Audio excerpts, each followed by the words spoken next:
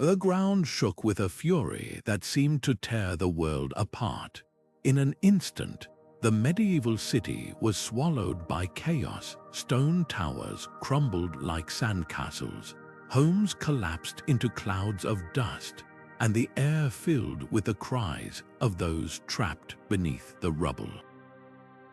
It was a disaster that would have felt eerily familiar to us today, a reminder that nature's wrath knows no era. But amid the devastation, something extraordinary happened. A sculptor whose name history nearly erased picked up his chisel and began to work, not on grand monuments or towering cathedrals, but on something far more profound: the fragile hope of a broken community. This is the forgotten tale of stone and survival, a story buried by time but alive with lessons for anyone who has ever faced the impossible. What does it take to rebuild when everything around you lies in ruins? How does creativity, the act of shaping beauty from chaos, become a lifeline in the darkest moments? These aren't just questions for the past, they're echoes of our own struggles. We've all felt the tremors of disaster, whether literal or metaphorical, but the sculptor's story offers something rare, a glimpse into the resilience of the human spirit, a testament to the power of art to heal even when the world feels shattered. Today, we're journeying back to uncover this hidden chapter of history where catastrophe and creativity collided. Along the way, we'll explore how a single artist's hands became the heartbeat of a city's recovery, how stone and survival intertwined in ways no one could have predicted. This isn't just a tale of the past, it's a mirror held up to our own capacity to endure, to create, and to find meaning in the rubble. So let's step into the dust and shadows of that forgotten earthquake and discover how one sculptor's legacy still whispers to us across the centuries. Long before the earthquake reshaped his fate, the sculptor was just a boy with calloused hands and a mind full of shapes waiting to be freed from stone. His village clung to the side of a rugged mountain where generations had pulled slabs of pale limestone from the earth, turning them into doorways, hearths, and simple saints for roadside shrines. It was a place where the rhythm of hammer and chisel was as familiar as birdsong at dawn. By the time he was 10, he could tell the quality of a stone by the sound it made when struck. A hollow note meant flaws hidden beneath the surface. A clear ring promised something sturdy enough to carve. Apprenticeship began early in those days. A master sculptor didn't just teach technique, they molded patience, discipline, and an eye for the unseen form trapped inside the rock. For 7 years, the boy swept workshop floors, mixed plaster, and practiced on discarded fragments until his fingers bled. But where other apprentices copied designs line for line, he had a gift that couldn't be taught. He could make stone weep, a twist of a chisel here, a softer stroke there, and suddenly a saint's face wasn't just serene, it carried the quiet sorrow of someone who'd seen too much. The first time the village truly noticed him was over a block of marble meant for a wealthy merchant's tomb. The master had fallen ill, and the boy, barely 17, was left to finish the angel's wings. What emerged wasn't the usual stiff, symmetrical feathers but wings that seemed to tremble mid-flight, as if the angel had just landed among mortals. People came just to touch it, whispering that the stone felt warm. Later, a traveling friar would swear he saw the statue's lips part in prayer, though most dismissed it as candlelight and imagination. But the legend stuck, and with it, the sculptor's name began to travel beyond the quarries. When the invitation came from the city's guild, it wasn't just recognition. It was a door swinging open to a world where his hands could shape more than grave markers. He packed his tools and a single small carving, a portrait of his mother he'd never been able to part with. The road to the city was rough, lined with wayfarers fleeing droughts and bandits, a reminder that the world beyond his village was both grand and brittle. He couldn't have known then how soon that brittleness would show itself, or how his chisel would become something sharper than a tool, a lifeline, a voice for those who'd lost everything. The city rose from the plains like a crown of stone, its walls gleaming in the midday sun. Cobbled streets twisted between workshops where the scent of hot iron and fresh-cut timber mingled with the shouts of merchants hawking silks from the east and spices from the south. At its heart stood the cathedral, its spires clawing at the sky, every inch of its facade carved with saints and sinners locked in eternal stone. This was a place where the air itself seemed to hum, with the clang of blacksmiths' hammers, the murmur of scholars debating in the square, the chant of monks echoing from open doorways. The sculptor's workshop sat tucked between a dyer's vats and a cooper's yard, its windows thick with dust from countless hours of grinding marble. Inside, half-finished angels and gargoyles watched from shadowed corners, their faces emerging slowly from the rough stone like swimmers breaking the surface of a still lake. Visitors would pause at the threshold, struck by the quiet intensity of the place, the way the sculptor's hands moved as if in prayer, the way even his failures, a cracked plinth, a saint's hand snapped at the wrist, were kept like old friends. Here, in this unassuming space, the city's soul was being shaped block by block. But for all its grandeur, the city had always lived on borrowed time. The elders spoke in hushed tones of the old tales, how the ground had once swallowed an entire marketplace in the time of their great-grandfathers, how the river sometimes ran cloudy for days without rain. Yet life rushed on, relentless. The baker still shoved his loaves into clay ovens, the masons still hoisted stones for new guild halls, and the sculptor still bent over his workbench, oblivious to the faint tremors that occasionally rattled the chisels in their trays. After all, what were a few loose tiles compared to the glory of a city that had stood for centuries? What no one wanted to admit was how fragile it all really was. The same limestone that made the cathedral's arches soar also hid a secret, veins of soft clay, pockets of hollow earth where water had gnawed tunnels like a hungry beast. The city's beauty was built on a fault line, both literal and metaphorical. Its wealth came from trade routes that could vanish in a season, its art from hands that could be stilled by plague or famine or worse. For all its towers and treasures, the real masterpiece was the illusion of permanence, and like all illusions, it couldn't last. The sculptor would later remember the stillness that morning. No birdsong, no creak of cartwheels, just a strange quiet pressing down like a held breath. He'd been smoothing the folds of a marble robe, fingertips raw from hours of work, when the first tremor hit.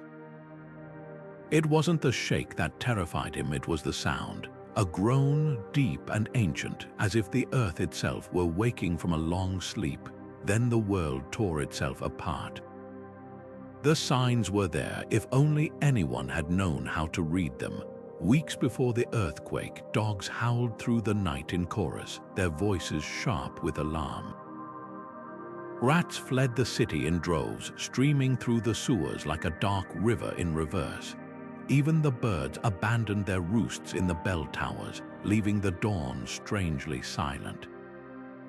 Fishermen hauling nets from the river noticed the water turning murky for no reason, as if stirred by unseen hands. These were the silent warnings of the earth, written in a language no one fully understood.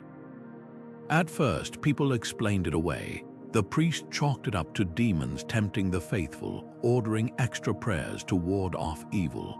The scholars in their cloisters debated planetary alignments, consulting star charts for answers. Old women whispered of fairy folk fleeing underground before disaster struck, a folktale as old as the hills. Meanwhile, the earth itself sent more direct messages. Small tremors rattled cups off shelves, making children laugh and horses shy. One particularly sharp jolt toppled a few roof tiles near the marketplace, but the damage was minor and repairs were swift.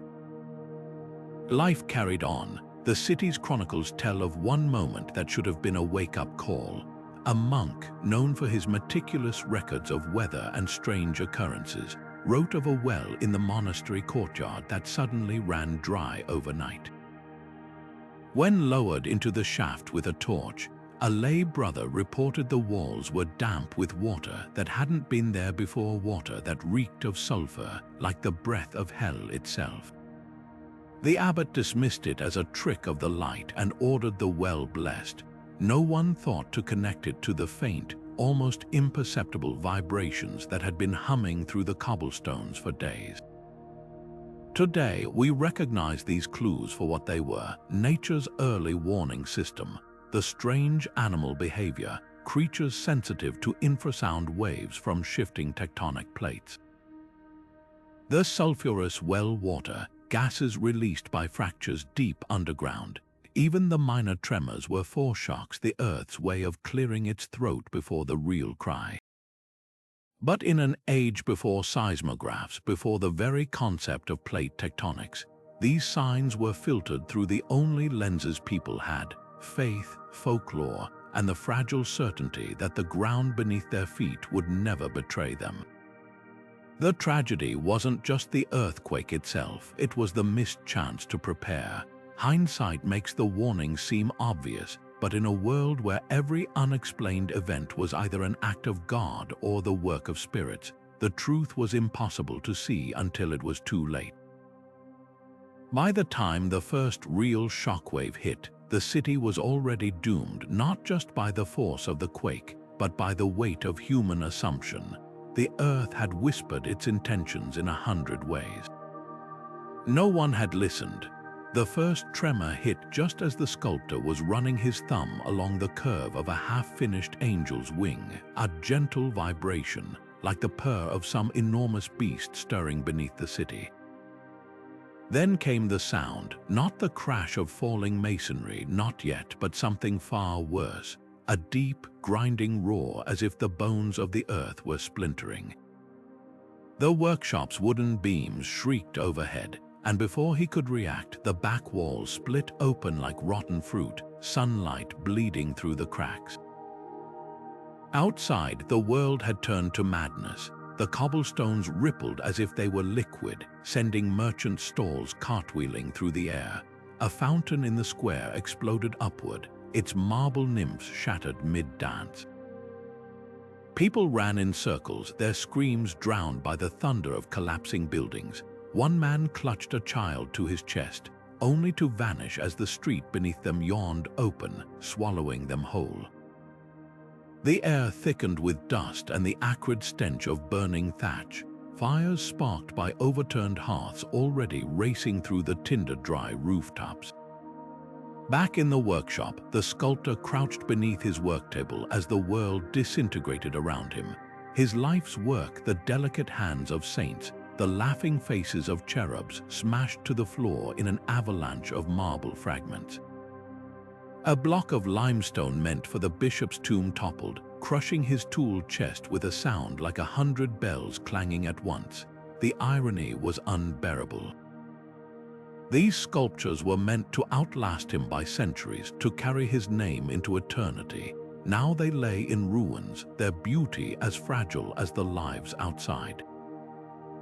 Through the dust-choked air, a new sound emerged, not the crash of stone, but the wailing of a child. A girl, no older than 5, stood trapped in the rubble of a collapsed bakery across the lane, her arm pinned beneath a beam.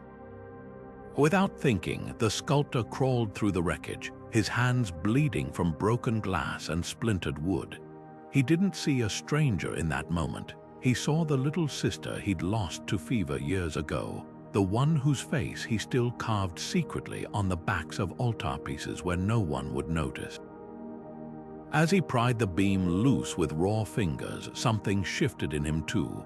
The earthquake had taken his art, his workshop, his certainty, but it couldn't take this, the instinct to reach out, to shape not stone now but survival itself. Around them, the city burned and wept. Somewhere in the smoke, a bell tower groaned and collapsed with a noise that shook the ground all over again. Yet here, in this tiny circle of rubble, a new question began to form. Not how to mourn what was lost, but how to rebuild when even the earth beneath your feet could no longer be trusted. Night fell, but the screams didn't stop. The sculptor moved through the ruins like a man possessed, his hands, once trained to coax grace from unyielding rock, now clawed and bloodied from tearing at shattered timbers and broken walls.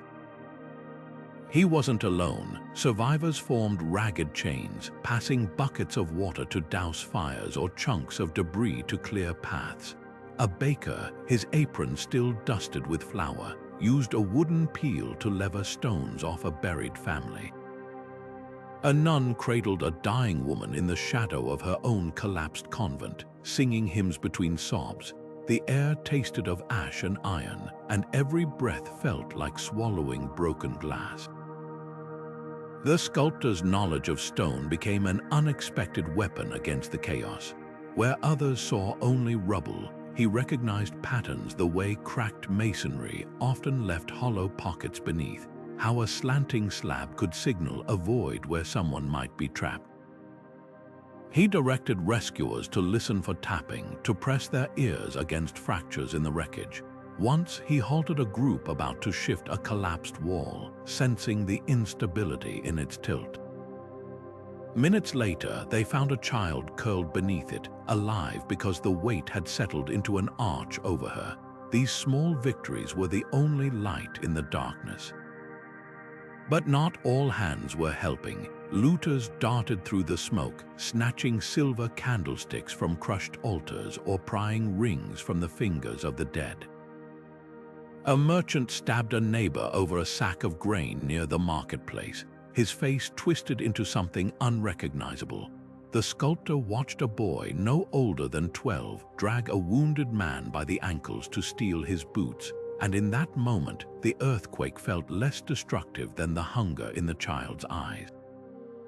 Disasters strip away civilization's thin veneer, revealing the raw truth beneath. Some people become pillars, holding up the sky for others. Others turn into wolves. By dawn, the living outnumbered the dead, but only just. Makeshift hospitals sprang up in courtyards, where surgeons stitched wounds with needle and thread while patients bit down on leather straps to muffle their cries. The sculptor worked alongside them, not as an artist now, but as a laborer carrying water, building splints from shattered furniture, holding down a man as his leg was sawn off below the knee. The irony wasn't lost on him. His life's purpose had been to create beauty that outlasted mortal flesh. Now he was knee-deep in the mess of keeping flesh alive at all. As the days wore on, the initial frenzy of survival gave way to a heavier truth. The earthquake wasn't a single event, but a door swinging open onto years of hardship. The wells were fouled with silt, the granaries flattened, the roads choked with debris. Winter was coming, and without roofs or stores, starvation would finish what the tremors had started. The bishop called for prayers, but the sculptor found himself staring at a block of fallen marble in the ruins of his workshop. It was cracked down the middle, useless for the grand monuments he'd once dreamed of carving. Yet when he lifted it, the edges fit snugly against his palms, like a tool waiting to be recognized. Rebuilding wouldn't begin with grand designs or lofty proclamations. It would start here, in the quiet decision to pick up what remained and make it useful again. The city's soul hadn't died in the quake. It had merely been buried, waiting for hands willing to dig it free. The dust had barely settled when the first whispers began a rumor of something untouched by the devastation. Deep in the wreckage of the sculptor's workshop, beneath a tangle of splintered beams and shattered stone, a single figure stood intact. It was a small statue, no taller than a child, carved from a single block of honey-colored limestone. The earthquake had toppled shelves, crushed tool chests, and reduced years of work to rubble, yet this one piece remained perfect, as if held in the palm of some invisible hand. Those who pulled it from the wreckage swore the air around it felt different, cooler, quieter.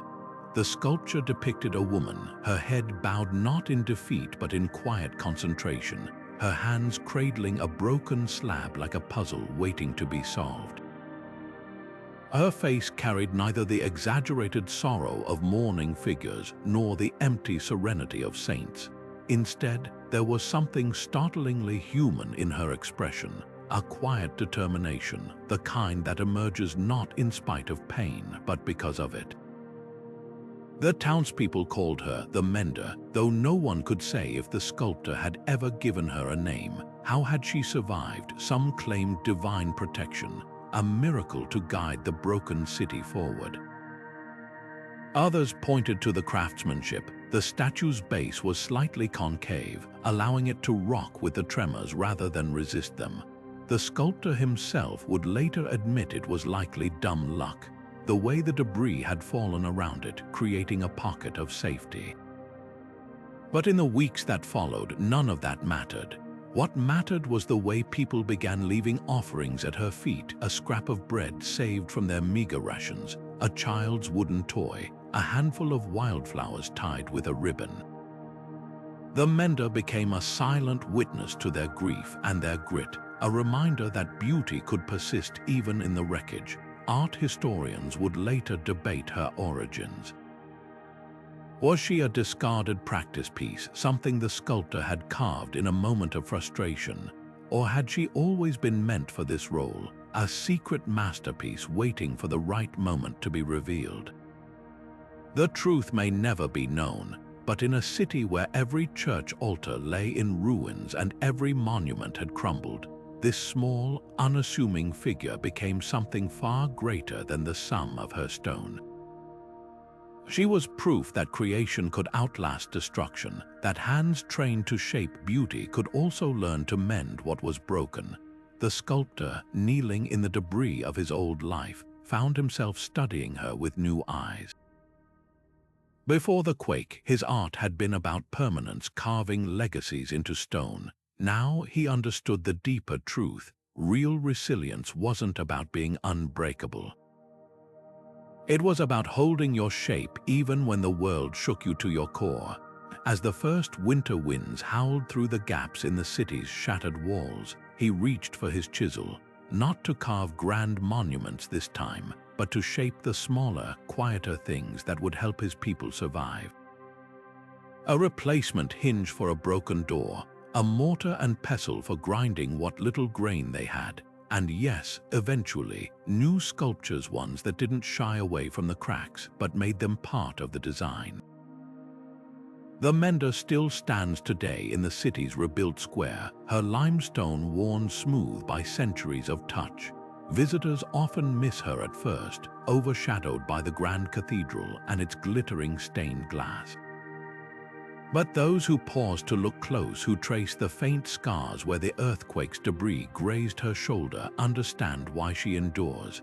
Art doesn't heal by pretending the wounds weren't there. It heals by showing us how to carry them, how to weave them into the story without letting them become the whole story. The sculptor's greatest masterpiece wasn't the statue itself, but the lesson she carried. That survival is a kind of art, and every act of rebuilding is a brushstroke against the dark. Rebuilding began not with grand plans or proclamations, but with blistered hands and aching backs. The city's survivors formed human chains, passing shattered stones like buckets in a fire line.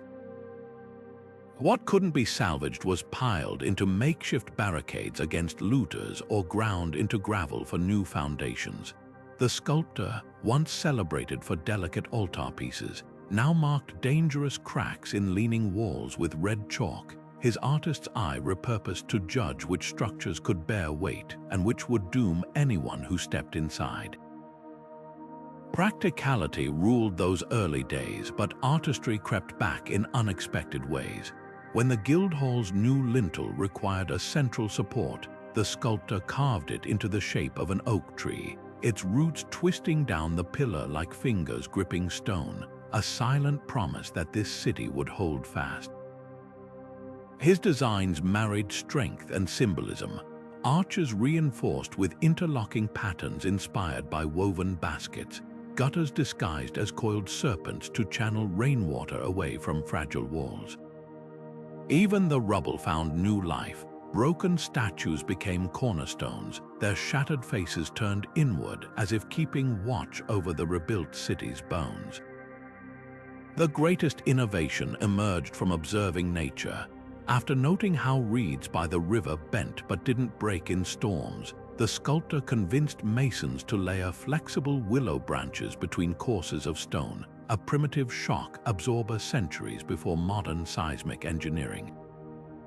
Columns were given slight outward leans, mimicking the stance of a bracing man, while rooftops were weighted less with heavy tiles and more with thatch.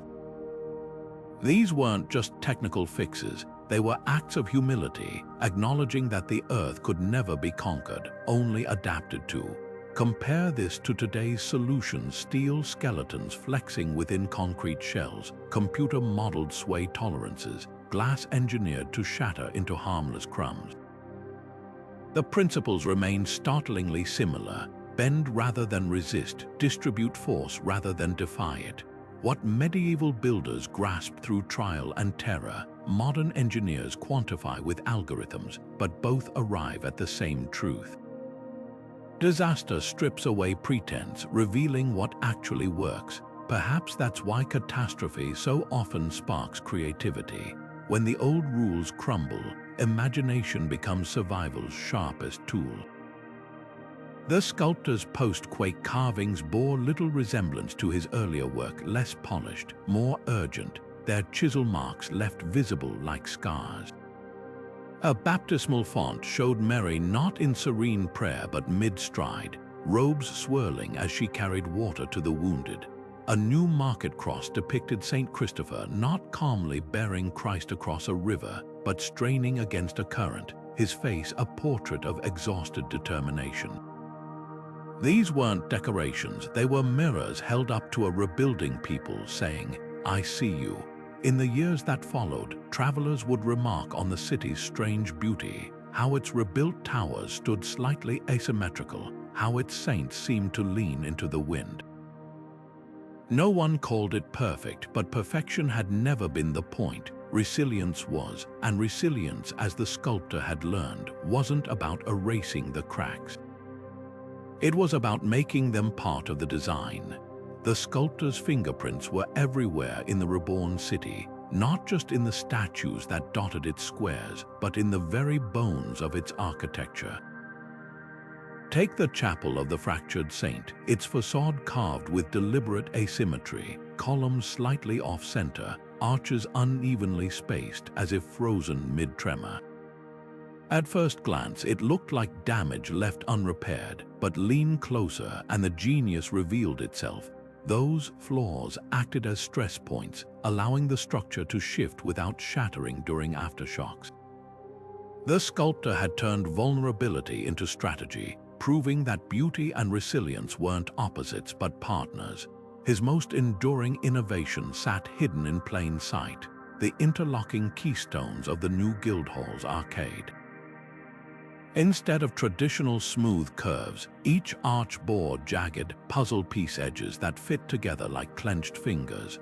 Critics called it crude when the scaffolding came down, until the next minor quake sent neighboring buildings raining debris while the Guildhall stood unshaken.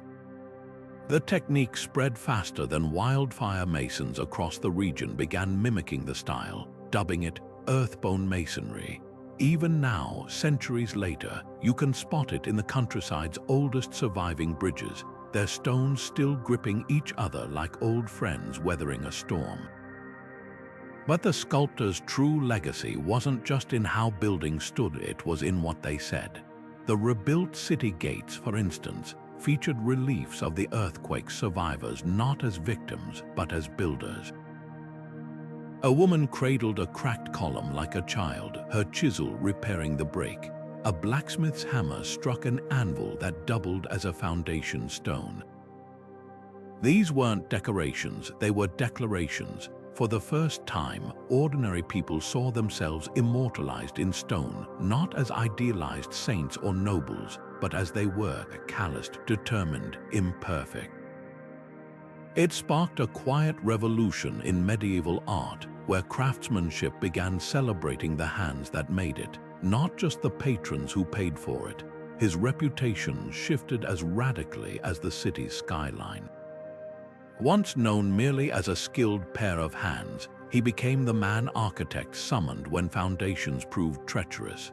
When the bishop insisted on rebuilding the cathedral spire taller than before, it was the sculptor who devised its tapered, honeycombed core, a design so stable, engineers still study its fragments in universities today. His sketches, once valued for their artistic flair, now fetched premiums for their structural insights. A margin note in his rediscovered journal captures the change. They used to ask me how an angel's wings should look. Now they ask how to make them bear weight. The ripple effect reached far beyond his lifetime. Artisans began signing their works differently, not just with names, but with symbols of their methods. A mason might carve a tiny interlocking joint into a cornerstone. A weaver weave a flexible reed pattern into a tapestry's border. The very idea of what made art valuable had shifted. Durability became its own kind of elegance, adaptability a form of grace.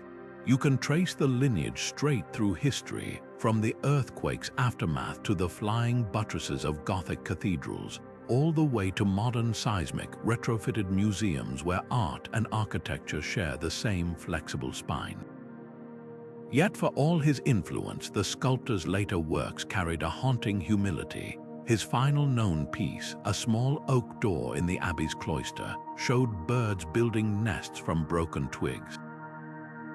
The carving was deliberately rough, the chisel marks left deep and visible not as flaws but as proof of the hands that made them. It was as if he wanted to remind us, true legacy isn't about leaving behind things that never break. It's about teaching others how to put the pieces back together. Before the earthquake, medieval art in the region had followed predictable patterns, saints with golden halos frozen in pious serenity, biblical scenes polished to a heavenly sheen, tombs carved with the flawless faces of the dead as they'd never looked in life. Beauty meant permanence, and permanence meant denial of decay, of doubt, of the messy reality of human struggle. But the quake shattered more than stone. It cracked open an artistic rebellion. Suddenly, the sculptor's workshop and others like it began producing works that dared to show seams. A Virgin Mary with wind-tangled hair, her robe wrinkled from kneeling in rubble to lift a child. A crucifixion where Christ's wounds weren't neat symbolic slits, but ragged tears mirroring the injuries rescuers had treated in the streets. These weren't just stylistic choices, they were acts of honesty, as if the artists were saying, if we can't pretend the ground is stable, why pretend suffering is tidy? The change wasn't universal. Some patrons still demanded the old illusions, their likenesses smoothed of wrinkles, their family chapels gleaming like untouched ivory. But a distinct school emerged among those who'd survived the quake. Darker pigments in fresco backgrounds, figures carved mid-motion as if bracing against unseen forces. Even the deliberate inclusion of cracks in stonework repaired with gold-filled lacquer, a technique later called kintsugi for stone.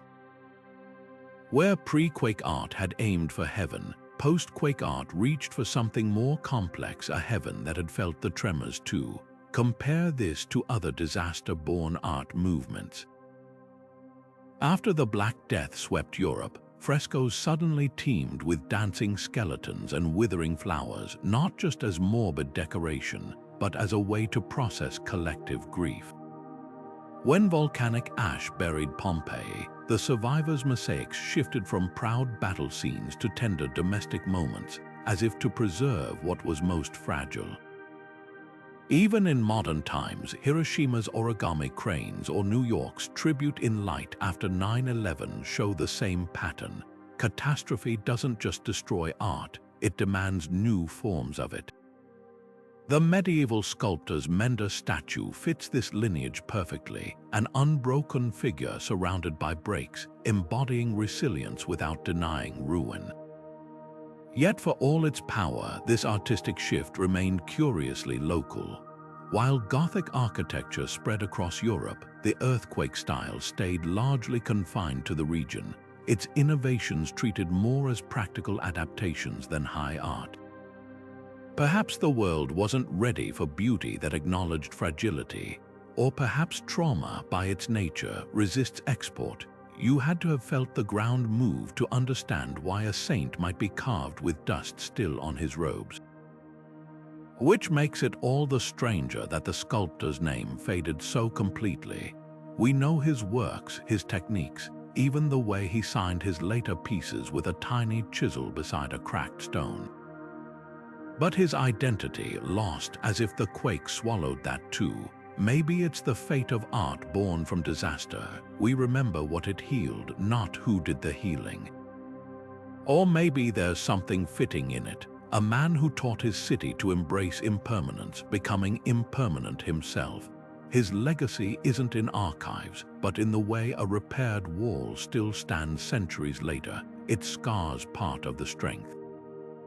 The best lessons, after all, aren't the ones we frame and label. They're the ones we live by without thinking, like knowing to step gently on ground that's already shaken once. History has a way of swallowing the stories it deems unimportant, and the sculptor's tale nearly vanished for the same reasons so many ordinary lives do, not because they lacked meaning, but because the keepers of records rarely saw value in the hands that built the world rather than the swords that conquered it. Medieval chronicles overflow with kings' decrees and bishops' sermons, but the names of artisans, those were scribbled in margins if they appeared at all. Guild records might note a payment for a statue, but not the calluses earned carving it. Even the earthquake itself was documented less as a human tragedy and more as a sign of divine wrath, a backdrop for miracles performed by saints, not survival forged by stonecutters. Yet fragments persisted, like pottery shards hinting at a lost vase.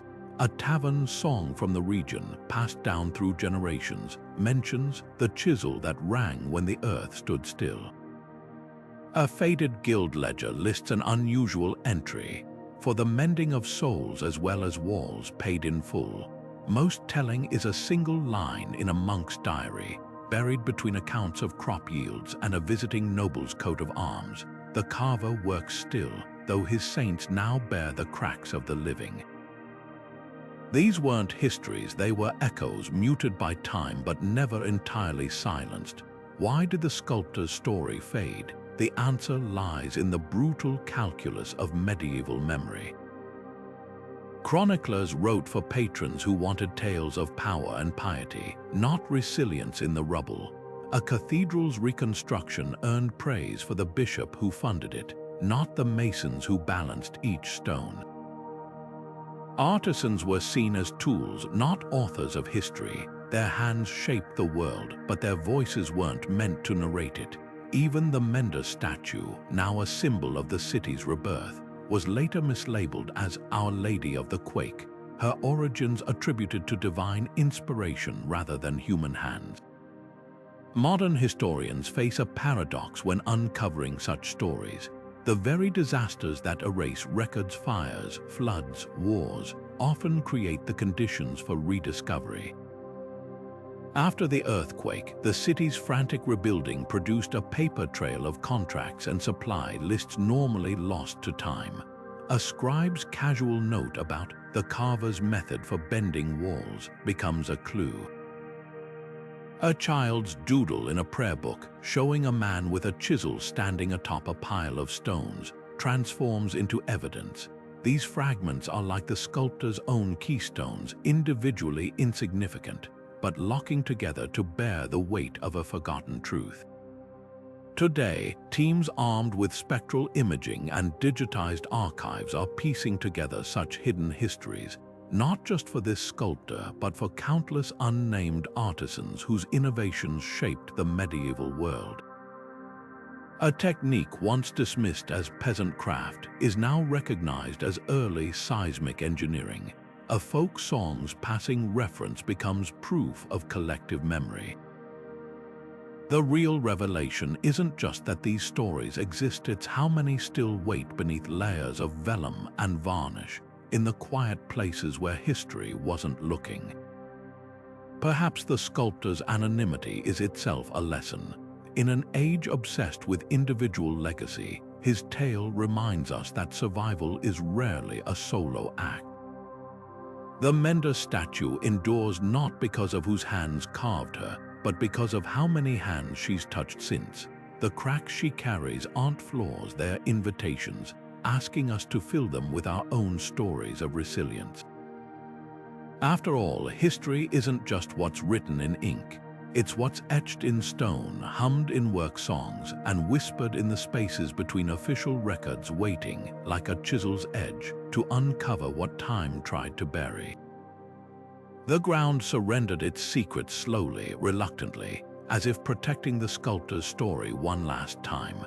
It began with a routine dig near the old city's northern wall, archaeologists expecting to find yet another medieval latrine or broken pottery.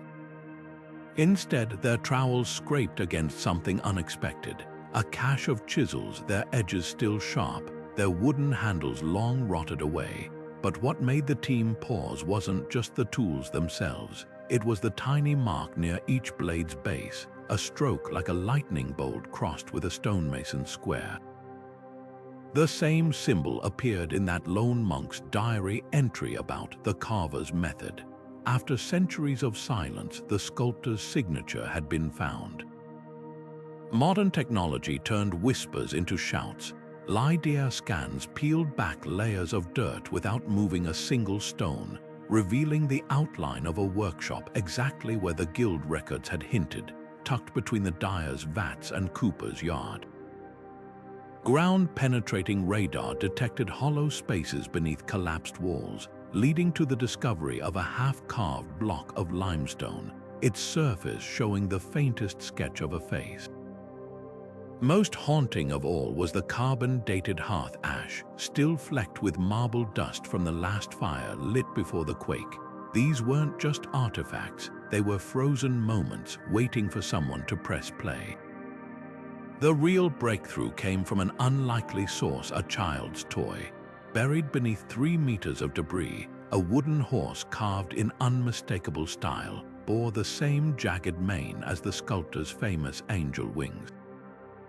DNA analysis on centuries-old saliva preserved in the toy's cracks revealed traces of millet and herring, staples of the working class. Suddenly, the anonymous artisan had a biography, a man who ate simple meals, who carved playthings between commissions, who might have handed this very horse to a neighbor's child moments before the earth shook.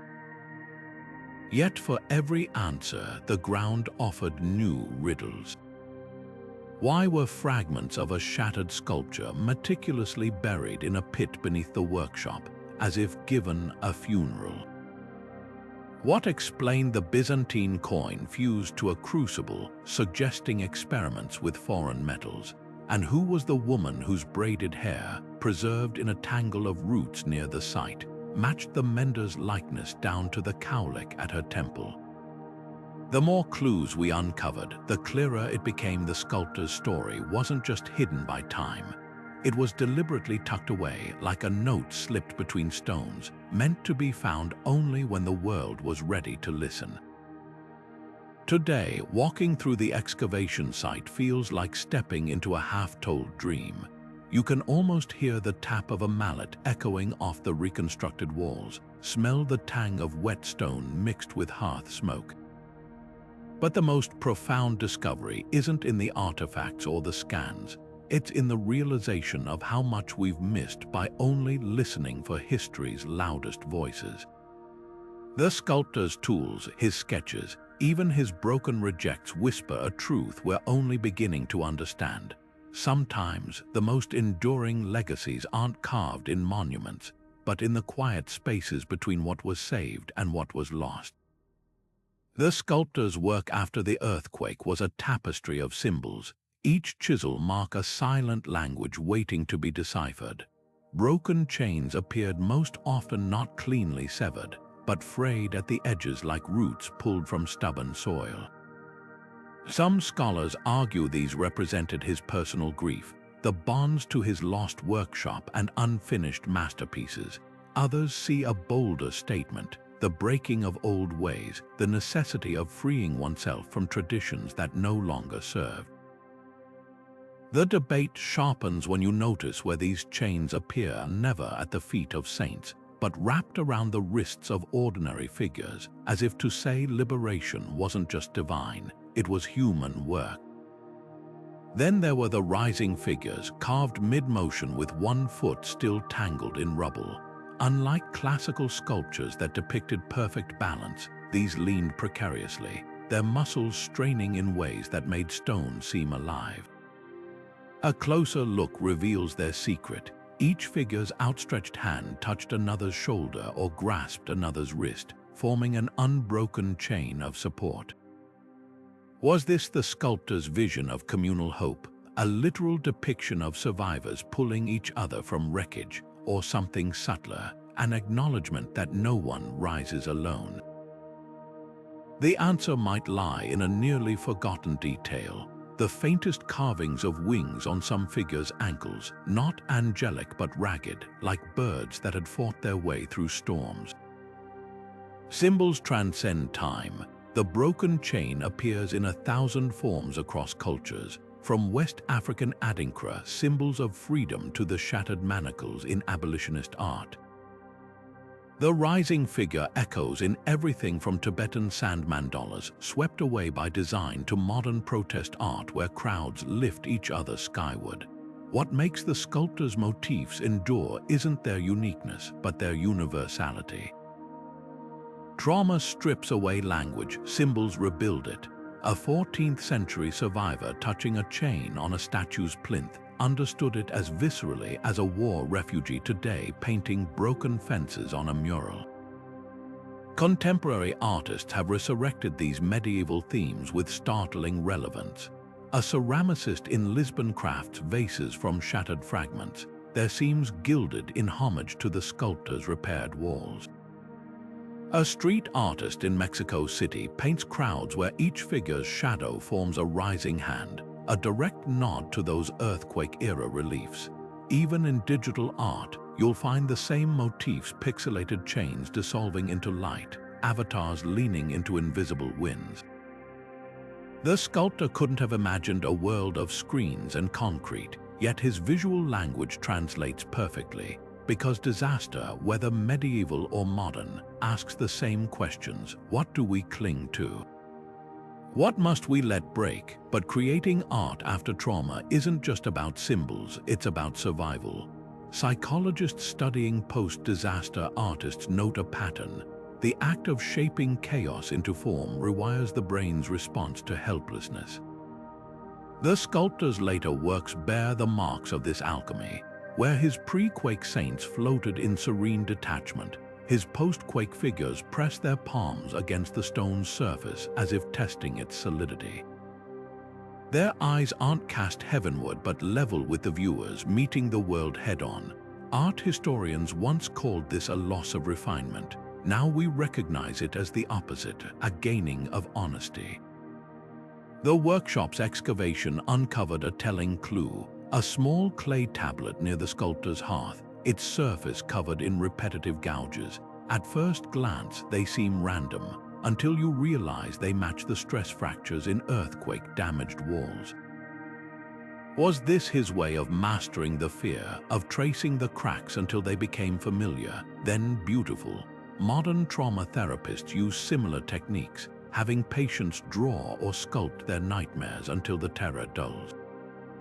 The sculptor's greatest innovation wasn't a style or technique, but this raw, unflinching dialogue with fragility. His art didn't erase the quake scars.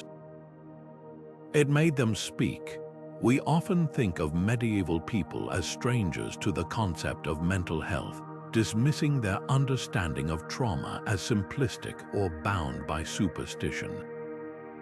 But the sculptor's story shatters that assumption.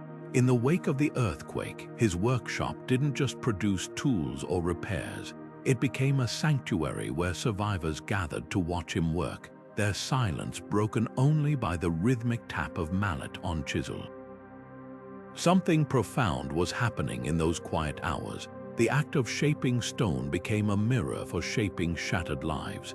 Consider the votive offerings left at the Mender statue: tiny carved hands, hearts, even miniature houses pressed into her base. These weren't just prayers, they were medieval therapy sessions in miniature. Each object represented a loss too heavy to carry alone, a grief transferred from trembling hands to unyielding stone. Modern art therapists recognize this instinctively, the way molding clay or sketching paint externalizes what words can't hold. A veteran shaping pottery from PTSD, a child drawing monsters after a tornado. These aren't new ideas. They're echoes of a practice as old as grief itself. The sculptor seemed to grasp this intuitively. His post-quake designs invited participation, not passive admiration. A relief near the rebuilt market showed townspeople not in perfect profile, but with rough-hewn faces turned slightly toward the viewer, as if mid-conversation.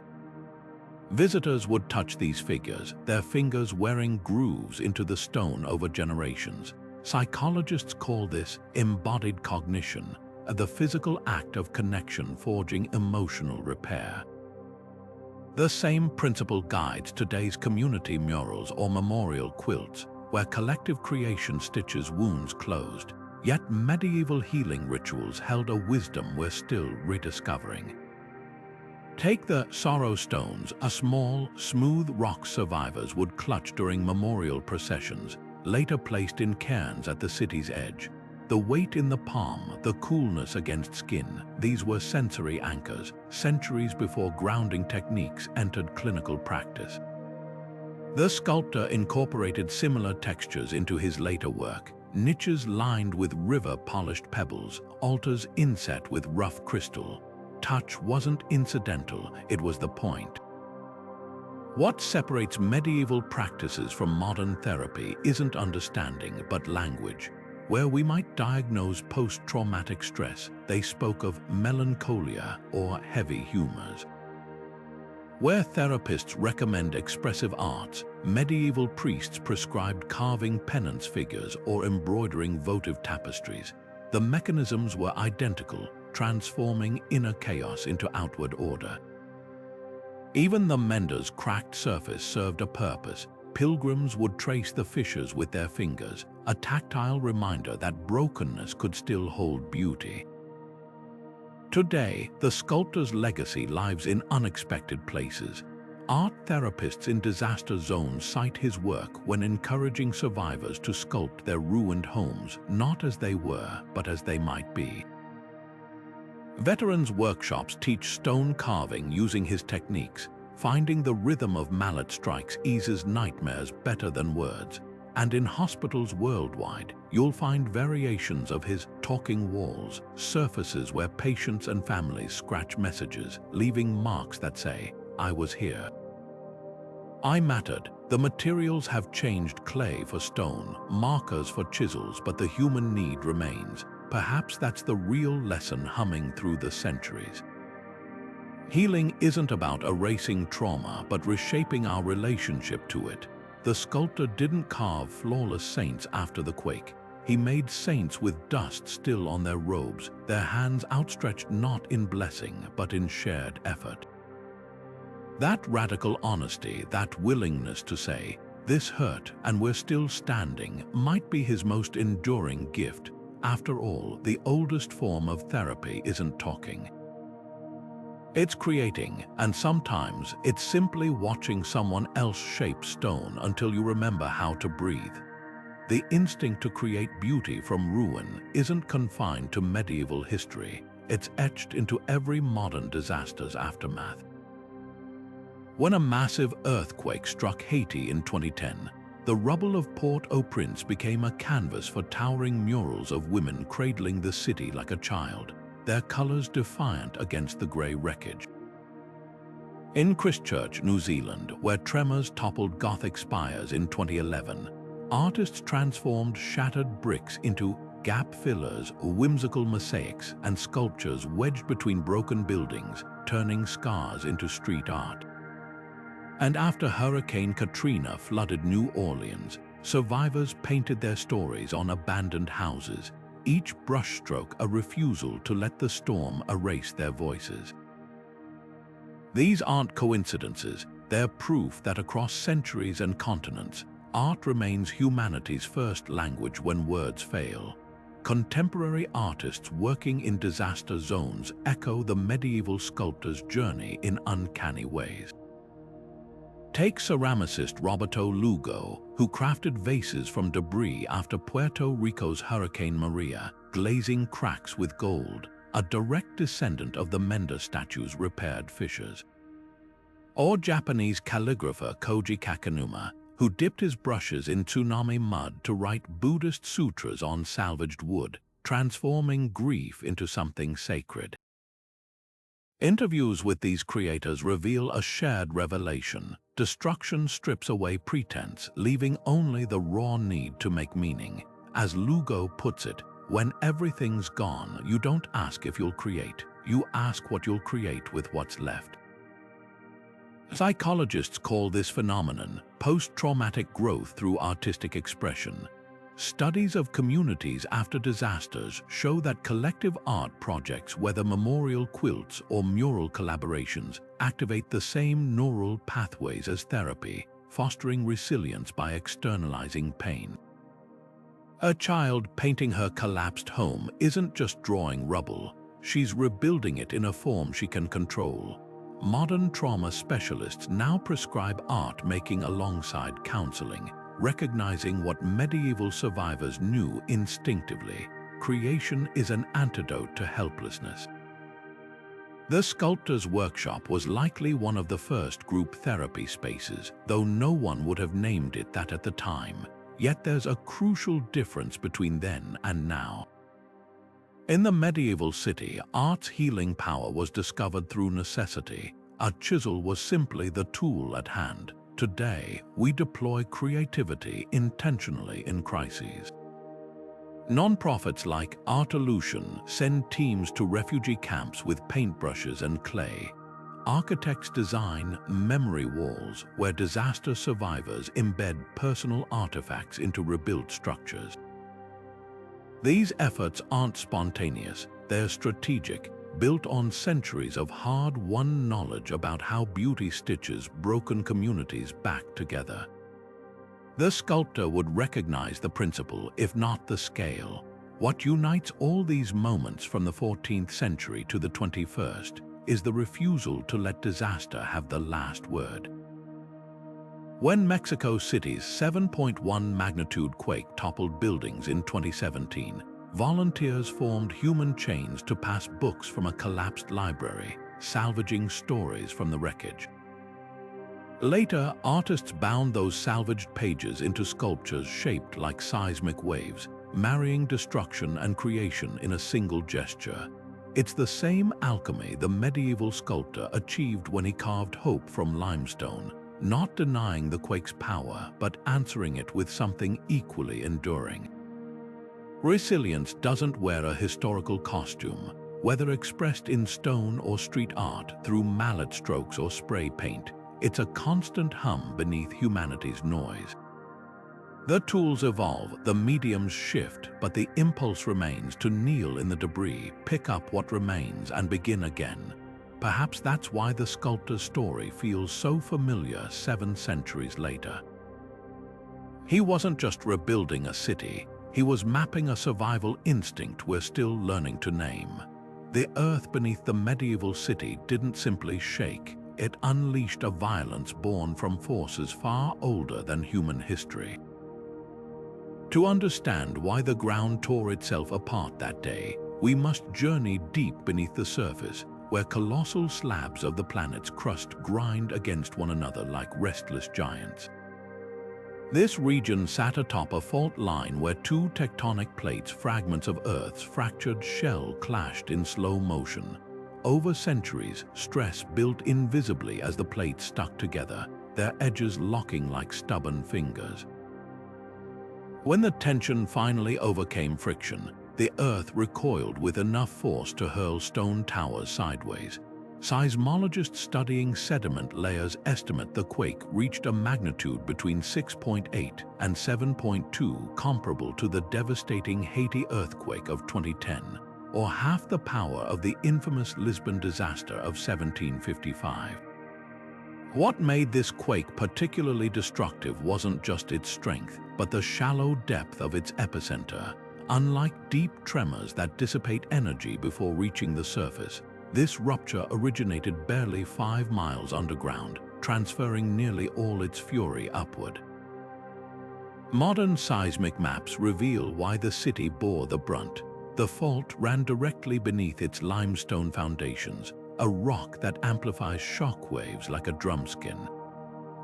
Nearby villages on granite bedrock fared better, their solid earth absorbing the blows, but the city's builders had unknowingly erected their homes atop a geological echo chamber, where every tremor ricocheted between ancient stone layers. Medieval scholars blamed the quake on everything from divine wrath to underground dragons, but their most persistent myth claimed earthquakes were caused by winds trapped in caverns, a theory dating back to Aristotle. Manuscripts show monks debating whether the tremors were God's punishment or the earth sneezing from foul vapors, yet hidden in their poetic guesses were flashes of insight. One chronicler noted how wells ran dry before the disaster, speculating that the earth's veins had shifted, uncannily close to our modern understanding of groundwater displacement along fault lines.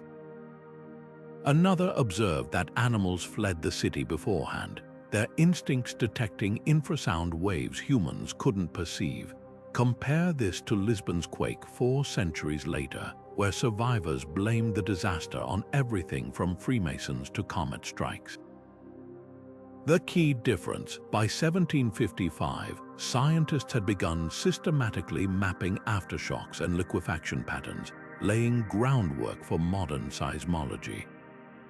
Yet medieval observers did grasp one essential truth earlier civilizations missed. Quakes weren't random acts, but part of a cyclical pattern. Monastic records mention the great shaking of our grandfathers' time, recognizing that disaster returned like harvests or plagues. The long-term impact on human settlement was profound. Archaeologists tracing the city's rebuilding efforts found something remarkable. Later structures avoided the hardest-hit zones, not out of superstition, but observed experience.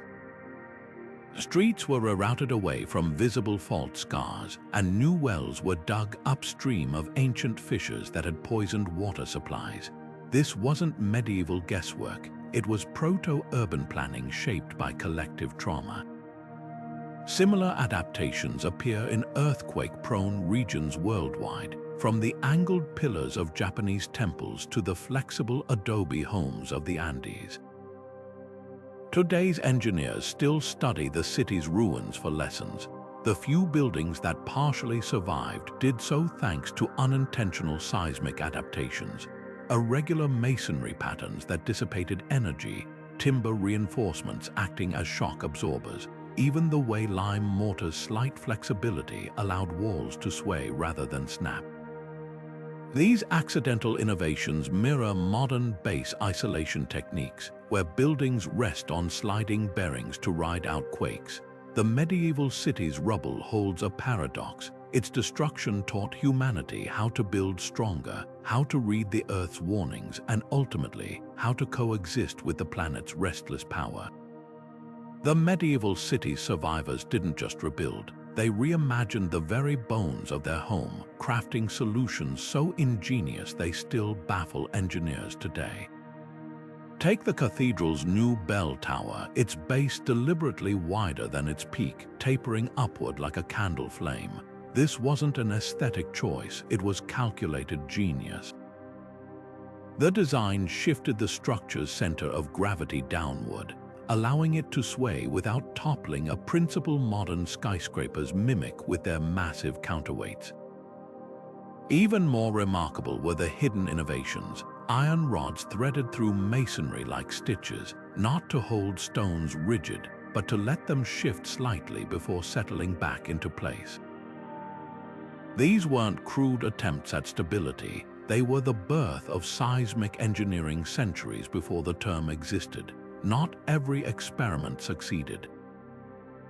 The wealthy quarter's grand arcades, rebuilt with rigid Roman-style arches, collapsed in the first aftershock, but the humbler districts fared better, their timber-framed houses lashed together with willow bindings that flexed like basket reeds in wind.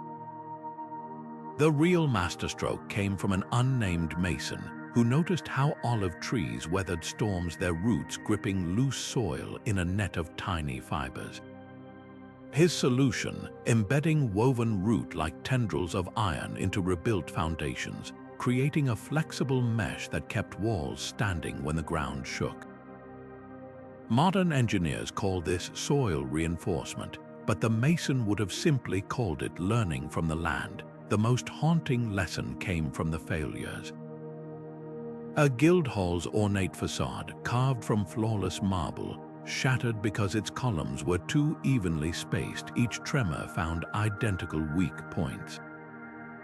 Yet the butcher's market, with its irregular pillars and mismatched stones, stood firm.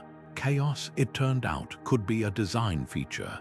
Builders began intentionally varying brick patterns, creating walls that dispersed energy like a forest diffuses wind.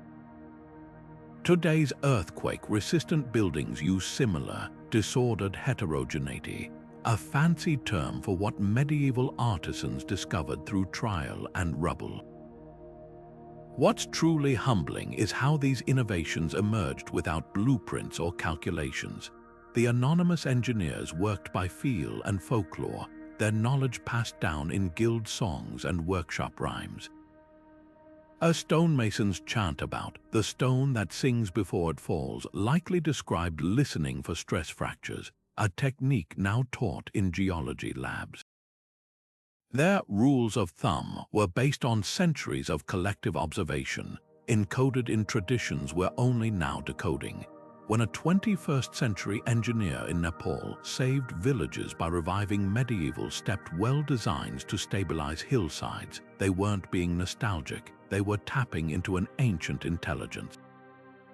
Modern architecture owes these unsung pioneers more than we admit. Taipei 101's tuned mass damper, a colossal pendulum that counters sway, is a high-tech descendant of the medieval swinging lantern trick, hanging heavy objects from vaulted ceilings to absorb shock. Base isolators, those rubber and steel pads letting buildings slide during quakes, echo the layered sand and gravel foundations found beneath 14th century watchtowers. Even the crumple zones in your car trace back to a Venetian technique of building sacrificial outer walls that shattered to protect inner chambers. The real legacy of these medieval innovators isn't just in the stones they left behind, but in the mindset they forged. That resilience isn't about resisting nature's power, but dancing with it. When engineers in California study centuries-old Japanese pagodas that outlast earthquakes by rocking like metronomes, or when Mexican architects revive Aztec floating foundations for modern skyscrapers, they're part of an unbroken chain, one that began with artisans kneeling in dust, turning catastrophe into craft. The next time you walk past a building that's weathered storms, remember, its strength may have been whispered across centuries, from chisel to calculator, from intuition to equation. Centuries after the medieval city shook itself free from rubble, its hard-won lessons still whisper to us not as dusty history, but as a living playbook for resilience. Consider the way survivors pooled resources after the quake, transforming individual loss into collective strength. Guilds broke down their walls, sharing tools and skills without regard for old rivalries. Families who'd lost homes sheltered in half-ruined churches, organizing rotating watches to guard makeshift larders. This wasn't just survival, it was solidarity forged in motion, a reminder that disasters don't discriminate, but recovery can unite. Modern communities from New Orleans to Nepal have echoed this instinct, whether through volunteer brigades clearing debris or apps connecting neighbors to shared generators and medicine. The medieval model holds power because it's scalable. Start where you stand, use what you have, and let shared purpose be your blueprint. Adaptive reuse, the sculptor's practice of turning shattered statues into foundations, finds its parallel in today's circular economies. After the 2015 earthquake in Nepal, traditional Nuari builders salvaged centuries-old bricks from collapsed temples, numbering each one like puzzle pieces for reconstruction. In California, wildfire survivors repurposed charred timber into community art installations, transforming grief into growth. These aren't just practical solutions, they're psychological lifelines. When Japanese tsunami survivors wove fishing nets from debris-twisted metal, they weren't merely crafting tools, they were reclaiming agency. The medieval insight endures. What we call rubble is often just material waiting for a new story. Organizations like Build Change and the Seismic Safety Alliance now blend ancient wisdom with cutting-edge tech, training masons in Guatemala to reinforce adobe homes with earthquake-resistant bamboo grids, a technique inspired by 14th century earthbone masonry. In Istanbul, architects retrofit Byzantine cisterns as emergency water reservoirs, pairing medieval infrastructure with satellite monitoring. Even UNESCO disaster recovery guidelines now emphasize living heritage protection, not just preserving monuments, but safeguarding the crafts and rituals that sustained communities through past catastrophes. The real innovation isn't in choosing between old and new, but in letting them converse across centuries. Your own town likely holds similar hidden resilience. That odd-looking building with the uneven facade, it might be one that weathered disasters by design, the local folk song about the year the river slept. Possibly an encoded flood warning. These fragments matter because they carry tested knowledge, what anthropologists call ethnogeology, the ways cultures remember landscapes through story and stone. Preserving them isn't nostalgia, it's maintaining a toolkit for the next crisis. So here's the question humming beneath all this. 700 years from now, what will survivors sift from our ruins and admire? Maybe it'll be the flood-adaptive parks of Rotterdam, designed to absorb rising waters like medieval cisterns swallowed rain, or the mutual aid networks that sprang up during pandemics, mirroring the guild's shared pot systems. Perhaps it's the simple act of keeping disaster wisdom alive, not in vaults, but in daily practice, the way Portugal's villagers still teach children to read cloud patterns for fire risks, or how Tokyo's skyscrapers incorporate Shinto rituals into safety drills. Resilience isn't a relic, it's a chain stretching backward and forward, waiting for our hands to clasp it tight. The sculptor would recognize this thread. His city didn't just rebuild, it reimagined itself around the cracks, making them part of its strength. That's the invitation still carved into history's walls. Not to outrun disaster, but to outcreate it, to leave behind not just what withstood the storm, but what learned to dance with it. Even the sculptor's identity isn't set in stone. Historians still spar over whether he was a single artisan or a composite of multiple unnamed craftsmen. Some point to the sheer volume of attributed works across decades, arguing no single pair of hands could have carved them all. Others cite the consistency in tool marks and symbolic motifs, insisting only one mind could have woven such intricate themes through shattered cityscapes. The debate turns fiercer when examining regional dialects in Guild. Records were those slight variations in spelling different scribes' quirks, or proof of multiple creators signing with one symbolic chisel. Dating the earthquake sparks equal controversy. Fragmented monastic chronicles place it between 1187 and 1202, a 15-year gap that changes everything. If 1187, the sculptor's innovations align with a surge in Gothic engineering across Europe. If 1202, his methods suddenly predate similar seismic adaptations in the Middle East by decades, rewriting the timeline of medieval tech exchange. The confusion stems from a quirk of medieval record-keeping. Scribes often dated events by harvests or local saints' feast days, not standardized calendars. A chronicler writing "the year the almonds bloomed twice" might have meant unseasonable warmth or just poetic flair. Here's where history gets deliciously messy. One parchment scrap mentions a great shaking the winter after a comet's passing, which astronomers confirm occurred in 1195. But another lists repairs completed 2 Easters past the tower's fall, alongside a bishop's death that records place in 1201. Carbon dating adds another wrinkle. Wood beams from the sculptor's workshop cluster around 1200, give or take 20 years. It's like piecing together a jigsaw where half the pieces belong to different puzzles. These gaps aren't failures, they're invitations.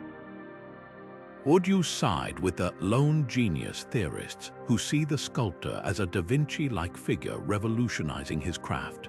Or do the collective hands arguments resonate more, where anonymous artisans contributed to a shared legacy? Maybe you're convinced by the 1187 camp's comet evidence, or the 1202 faction's cathedral payroll records. History thrives in these debates, in the spaces between certainty and mystery where curiosity takes root. What's undeniable is how these questions keep the past alive, transforming dusty archives into detective stories. Every disputed date or contested attribution reminds us that history isn't a monolith, it's a conversation across centuries, one where new evidence can still append old assumptions. The sculptor might smirk at the irony, his hands shaped stone to endure, only for his story to remain deliciously, necessarily unfinished. After all, some cracks aren't meant to be filled, they're where the light gets in. The sculptor's legend didn't just endure in stone, it seeped into the marrow of storytelling, reshaped by each generation's hopes and fears. Medieval troubadours spun his tale into ballads where his chisel glowed with divine light, carving angels from rubble while the earth still trembled. One surviving fragment, penned on the back of a wine merchant's ledger, captures the paradox of these early retellings.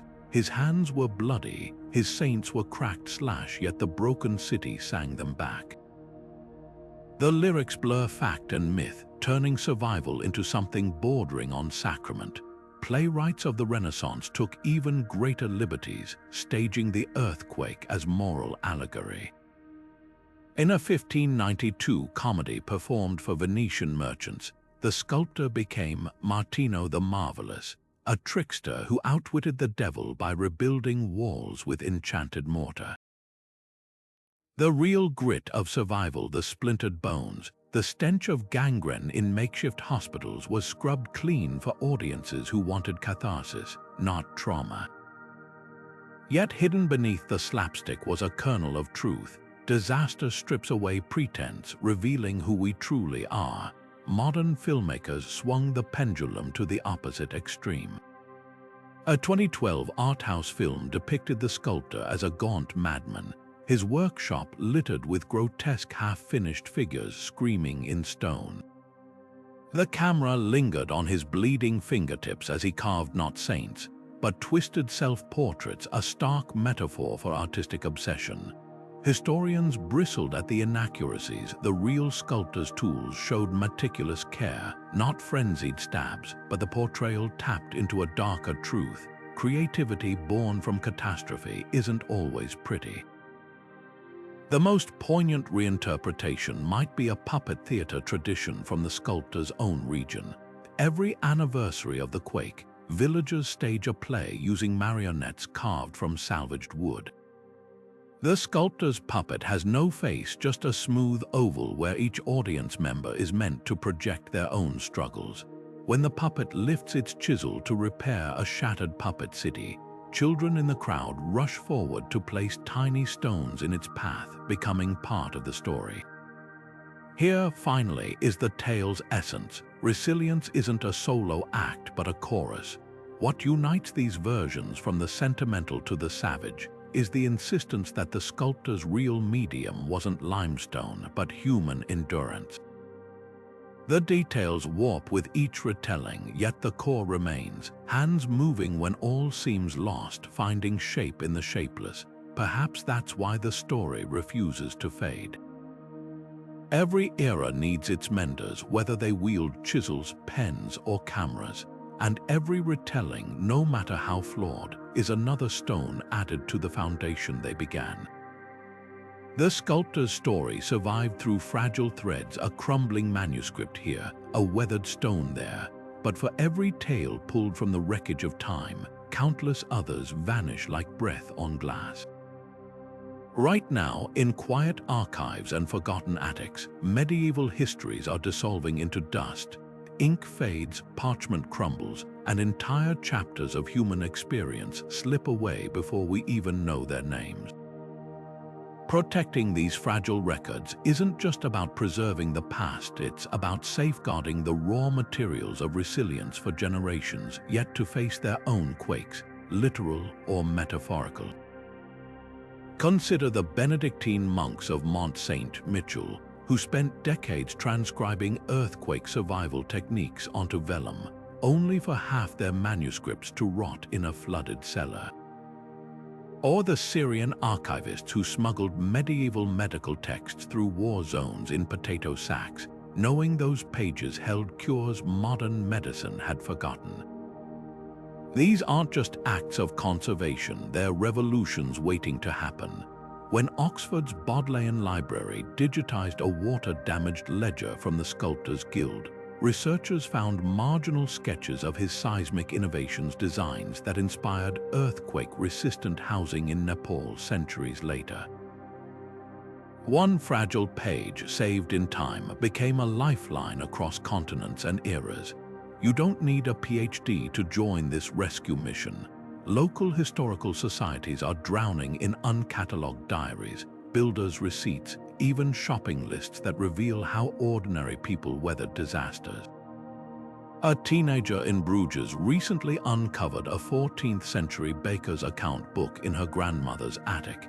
Its wax-stained pages detailing how bread was distributed after their own city quake. Now it's helping anthropologists track disaster response networks. Something as simple as volunteering to scan documents at your county museum or transcribing old letters with online projects like From the Page can resurrect voices the world nearly lost. But preservation sparks fierce debates. When restorers work on the sculptor's surviving statues, should they fill the cracks with modern compounds or let the fractures show like badges of survival? The Vatican's art lab uses nanoscale lime injections to stabilize crumbling frescoes without erasing their scars, while Berlin's visible mending movement insists repairs should be unmistakable bright gold seams, declaring, "This was broken and it still matters."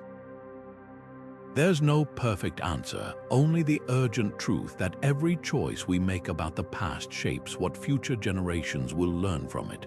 Perhaps that's the sculptor's final lesson. His city didn't hide its scars, it made them part of the foundation. In the same way, preserving history isn't about embalming it in amber, but keeping it alive enough to keep teaching.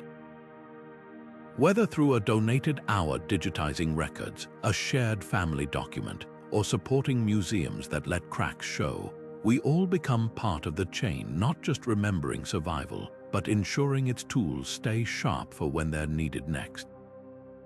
Rebuilding after disaster forces us to confront an impossible question: should we erase the scars or let them speak? When flames tore through Notre Dame's roof in 2019, the world watched as architects and historians clashed over blueprints. Some demanded an exact replica of Violet Leduc's spire, as if the fire had never happened. Others argued for a modern intervention, glass or steel rising from the ashes, making the damaged part of the cathedral's new identity. The debate wasn't just about aesthetics, it was about memory itself. Does perfect restoration honor history or sanitize it? Medieval builders faced this dilemma daily. In the Sculptor's city, some wanted the cathedral rebuilt precisely as it stood, every saint and gargoyle recarved to match the old drawings, but the sculptor pushed back. His surviving sketches show deliberate departures, a column left slightly crooked, a saint's face with one eye wider than the other, as if squinting against dust. These weren't mistakes, they were markers, ensuring no one forgot the ground had shaken. His approach mirrors modern conservators who highlight repairs with contrasting materials, like the Japanese kintsugi technique where broken pottery is mended with gold. The floor becomes the focus, a celebration of survival, yet the tension persists. Warsaw's old town, meticulously reconstructed after World War II, looks convincingly medieval, but critics call it a postcard past, erasing the violence that reshaped it. Conversely, Berlin's Kaiser Wilhelm Memorial Church stands with its bomb-blasted spire intact beside a modern annex, forcing viewers to hold both ruin and rebirth in their gaze. Each choice carries consequences. Perfect restoration can feel like collective denial, while preserved damage risks freezing a community in trauma. The Sculptor's city found middle ground by weaving the quake's aftermath into its new identity. Cracked bells still rang, their dissonance a reminder of resilience. Perhaps the answer lies not in choosing between repair or remembrance, but in asking what the scars are meant to teach. When a 21st century earthquake reduced Nepal's Bhaktapur Durbar Square to rubble, locals mixed traditional brick-making techniques with seismic reinforcements, creating a living lesson in adaptation. In Christchurch, New Zealand, the cardboard cathedral, a temporary structure built after their 2011 quake, became a pilgrimage site precisely because it didn't pretend to be permanent. Like the sculptor's cracked saints, these spaces acknowledge their brokenness without being defined by it. The sculptor's greatest insight was that imperfection isn't failure, it's testimony. His later works didn't hide their mended fractures, they flaunted them, turning vulnerability into strength. In a world obsessed with flawless facades, that radical honesty feels more vital than ever. After all, a city isn't its stones, it's the stories they carry, and sometimes the most powerful stories are the ones that show the seams. The sculptor's tools were extensions of his hands, each chisel, each mallet, each brush worn smooth by years of intimate use. His workshop held an orchestra of instruments, the pointed punch for roughing out shapes, the flat clawed chisel with its serrated edge to drag furrows through stone, the delicate riffler files that could coax a saint's eyelash from marble. But the real magic lay in their pairing. A mallet wasn't just a hammer, its beechwood head, weighted with lead, delivered blows precise enough to flake away a grain of limestone at a time. Modern recreations show how these tools danced, strikes not brute force but rhythmic like a heartbeat. Too hard and the stone split, too soft and the shape languished. Mastery meant listening to the rock's whispers, feeling its resistance through the vibrations in the wrist. Pigments transformed cold stone into living flesh. Crushed malachite mixed with egg yolk became the green of a saint's robe, while cinnabar and vinegar painted lips that seemed to part in prayer. The sculptor's palette held alchemy. Lapis lazuli from Afghanistan ground into celestial blues, iron oxide baked into blood-red ochre. These weren't mere colors, they were stories. A Virgin Mary's blue cloak signaled divinity. Lapis cost more than gold, while a beggar's brown tunic might be shaded with common walnut husks. The workshop's walls were a testament to this alchemy, splattered with rainbows of dried pigments where brushes had been flicked in frustration or joy. Dawn cracked the sky with pale fingers as the sculptor lit his first candle. Mornings were for rough work, the thunder of mallet on chisel as a fresh block of limestone shed its skin. Apprentices hauled water from the well to keep the stone damp, preventing deadly dust clouds. By midday, the air thickened with the scent of wet rock and sour sweat as finer tools emerged.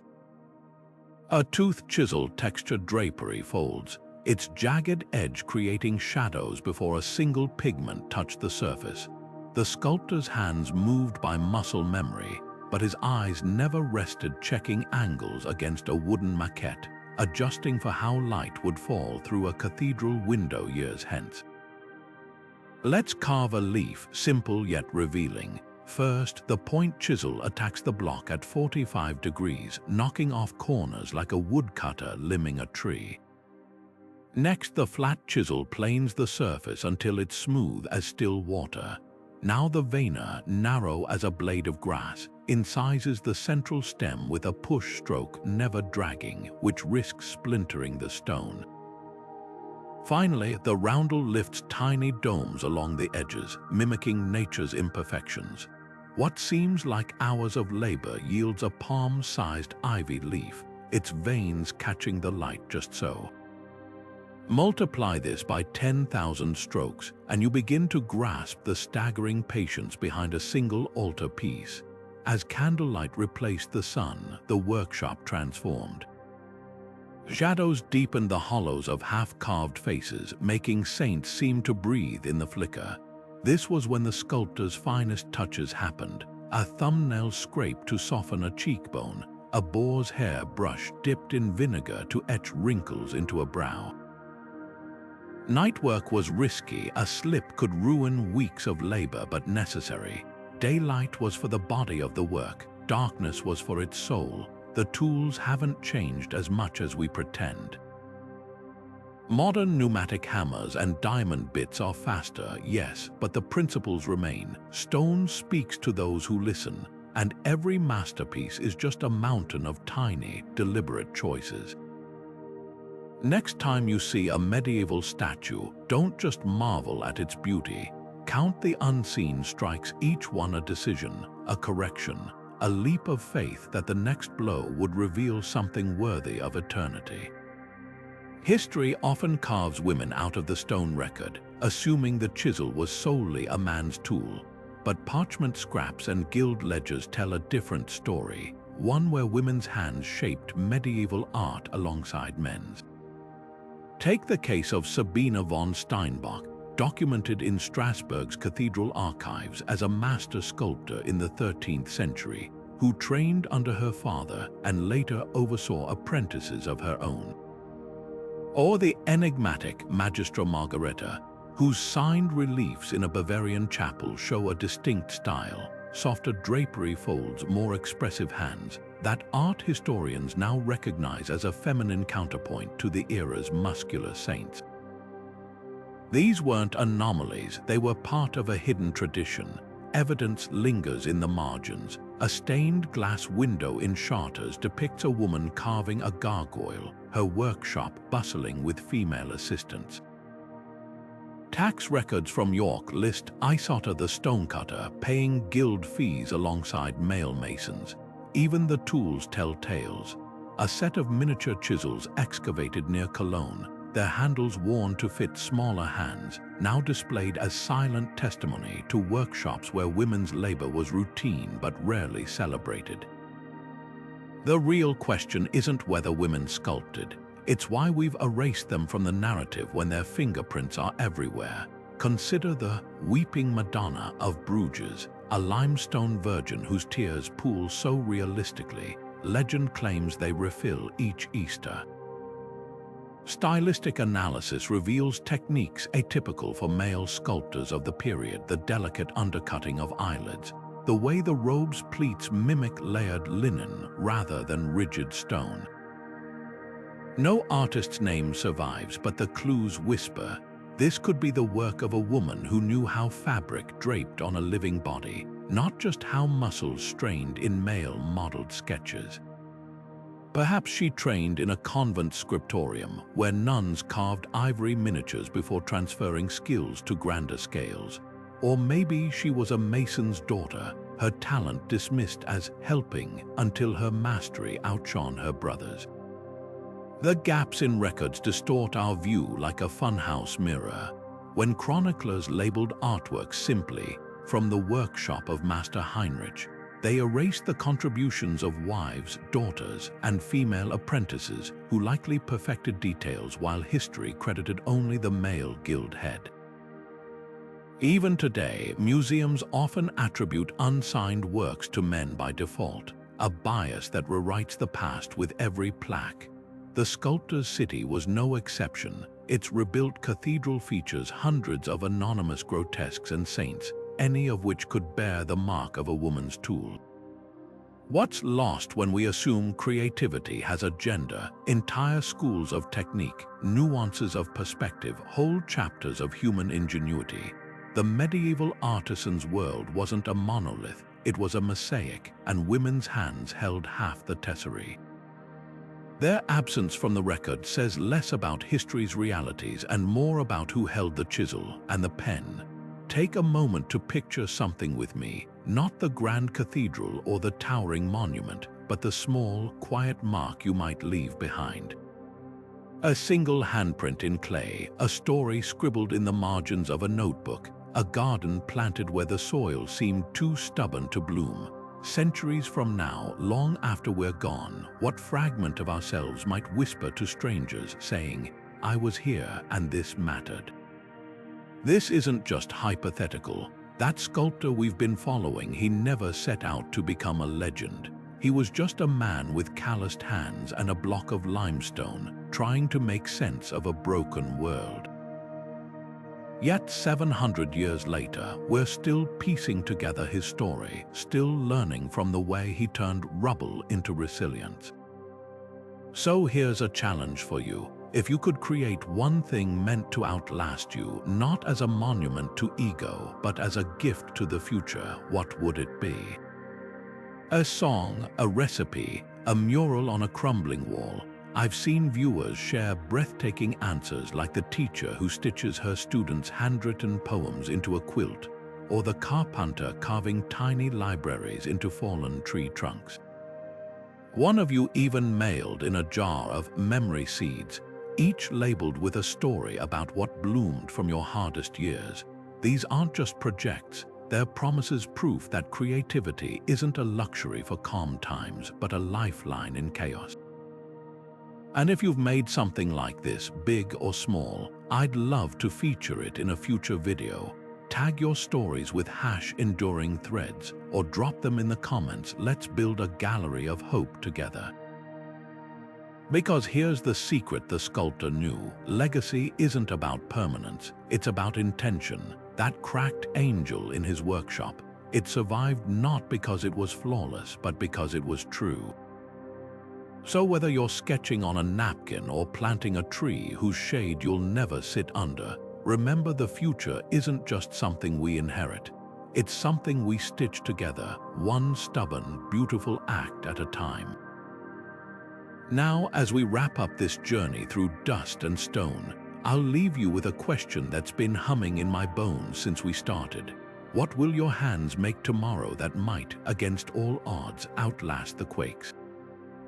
The sculptor's story began in dust and ends in light, not because time polished his legacy to a shine, but because we chose to sift through the rubble and find him.